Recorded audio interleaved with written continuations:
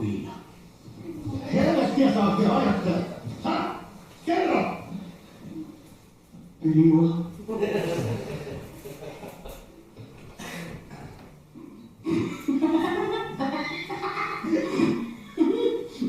Jari himmeen saatana liihuokkuna piiluun.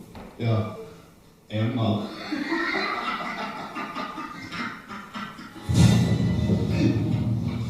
Hei pojat, tytöt auttaa. Mennään nyt.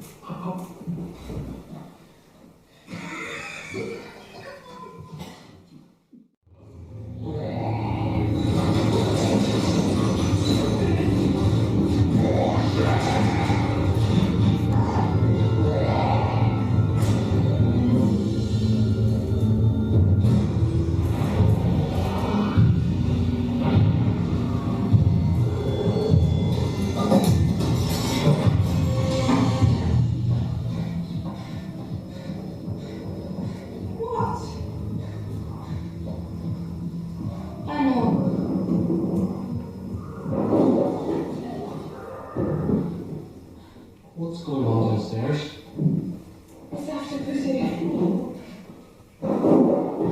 So there's 2 feet down.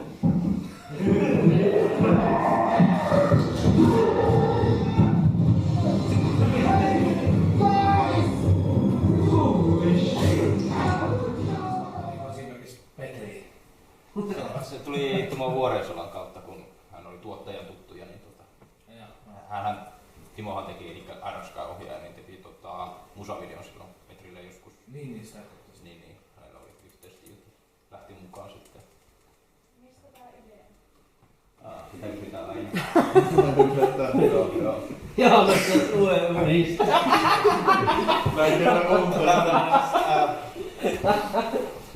biografia tällainen omaan elämään pohjautuva. No ei sentään, mutta siis siinä on aikoinaan koulussa opiskelijana, niin siellä koulun painostuksessa piti tehdä hyvin tällaista perinteistä suomalaista draamaa ja draamakomediaa. Ja sitten kun siinä tuli, ne oli saatu pois alta ja vähän semmoinen tyhjä olo, että mä näiden takia tulin opiskelemaan alaa ja halusin sitten räväyttää ja tehdä mahdollisimman semmoisen uskollisen leffan sille, mitä halusi tehdä, eli jotain aivan erilaista. Ja sitten tehtiin Pani Lyhäri siis opiskelijana vapaa-aikana ja siitä tuli ihan mukavaa palautetta silleen, että oli hyvin erilaista genre-leffaa, mitä oli ennen tehty, niin niihin verrattuna etenkin Suomesta. Niin sitten kun oli mahdollisuus päästä tekemään ekaa pitkää tämän independent tuottajan kanssa Suomessa, niin hän antoi mun valita, että mikä leffa tehtäisiin ekana, ja mä sanoin, että tehdään Vanista pitkä versio, että haluan sellaisen räväkän aloituksen omalle ammattipitkien elokuvien uralle, niin se oli siinä mielessä ihan hyvä valinta, että kyllä sillä on ihan hyvin huomiota saanut tänä vuonna nyt tuolla festareilla, että se on ollut monesti semmoinen keskiyön VTF-elokuva.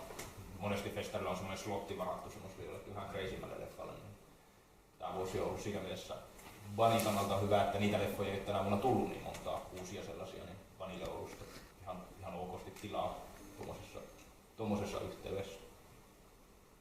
Käykää laittaa hashtag AfterBunny jonnekin sosiaaliseen mediaan. Siinä on vielä viikon aikaa kilpailu, niin sieltä voi laittaa teepaita ja postikorttia, jos haluatte. Ja tekopyritään. Sen sä joudut ostaa ihan itse. Sitten henkilöllä virkistetään, sieltäkö voi. Hei, siellä on kahvia nyt tuolla puolella, niin ottakaa kahvia ja siirtykää tänne sohvalle. Miettikää hyviä kysymyksiä. Siinä oli monta K-kauppaa, loppuko kaikista aina se mustikkakeitto? Kun... Nyt meillä oli ihan tekoverta. Ai joo, tekoverta. Joo, minäkin ajattelin että siinä vaiheessa, että onko tämä näin pitkällä jo tässä, että tämä niinku on jotakin loppuun hienoa, kun sitä vaiheessa se panikulta, mutta sehän jatkuu vielä kuitenkin siitä. Ja sitten vielä oli se, että tämä juonenkäänne, että siinä tulee naisvaneja myös. Ja ihan muutama bonuskohtaista. Tavallaan on semmoinen moniosainen lopetuskin. Niin olisi tämmöinen, että niinku, ei ihan niinku perinteisen mukaan. Joo, ei. Paljon nimenomaan kokeilin, koska on muutenkin tämmöinen projekti, että on sen verran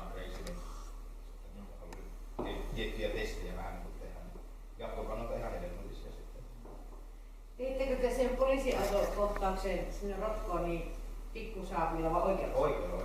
Oikealla saa? Joo. Joo. Mitenkä se lenti sitten sinne? Mitenkä se sitten... Putoaminen koko ajan. Ei kun se räjähti jälkeen se lenti vielä siellä.